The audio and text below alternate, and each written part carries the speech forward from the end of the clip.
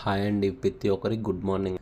ఇతను ఎంతో కష్టపడి ఆడోళ్ళని పెట్టుకొని మన ఖత్తర్లో ఉన్న ప్రతి ఒక్కరికి ఫుడ్, తెలుగు ఫుడ్ కావాలి, ఈ ఫుడ్ కావాలని ప్రతి ఒక్కరు అడుగుతున్నారని ఈ ఆలోచనతో ఇతగాడు రాజు అనే అతను ఎంత బాగా చేస్తున్నాడు అంటే, ఎంత క్వాలిటీ రైస్ అంటే ఒక్కసారి టేస్ట్ చేసి చూస్తే మళ్ళీ మళ్ళీ తినాలనిపిస్తుంది.